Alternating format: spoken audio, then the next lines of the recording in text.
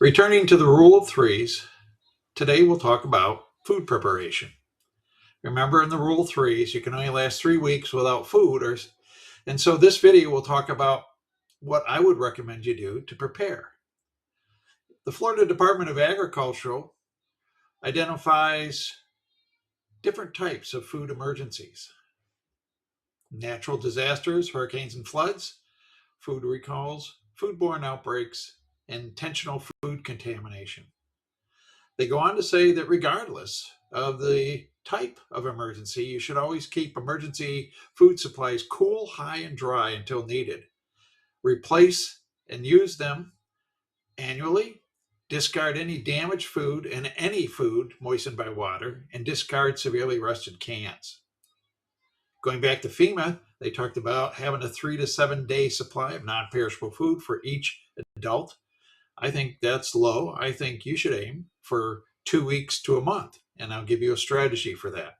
Remember, you can accumulate this food gradually. You don't have to do it overnight, and only store food you like. My plan revolves around pantry stocking and emergency food supplies.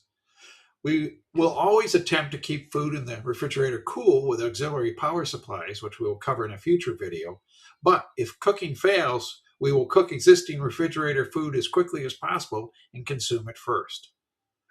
Another survival phrase that is used often is one is none and two is one.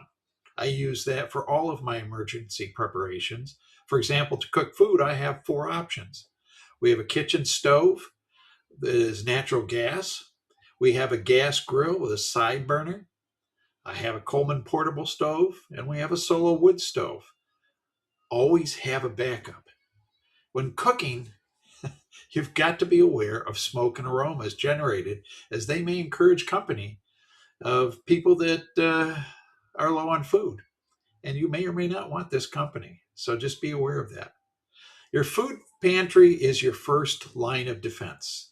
As you might expect, it revolves around canned products, meat, veggies, soups, etc. Foods and other non-perishable foods like pasta, cereal, flour, beans, etc. We try to keep ours full, and whenever we can, we buy extra items, especially when they go on sale or go BOGO. I would recommend you keep your food pantry stocked at a minimum of 2 weeks, if not a month. If you can, go for a month. By the way, you do have to have a manual can opener because many of those canned items will not be opened by your electric can opener if the electricity fails. Your emergency food supplies consist of freeze-dried packaged foods from suppliers like Mountain House, Augustin Farms, For Patriot Wise, and others.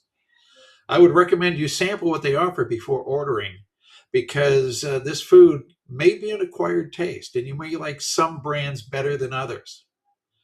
For this food, I would also recommend a 2 week supply. So if you put the two together, the pantry and the 2 week supply here, you would have a month. And the nice thing about the emergency food, most of it has a shelf life of 10 to 25 years. And there's a great selection of items, and you can buy them online. You can get them on Amazon. You can get them at Walmart. I've seen them at Costco.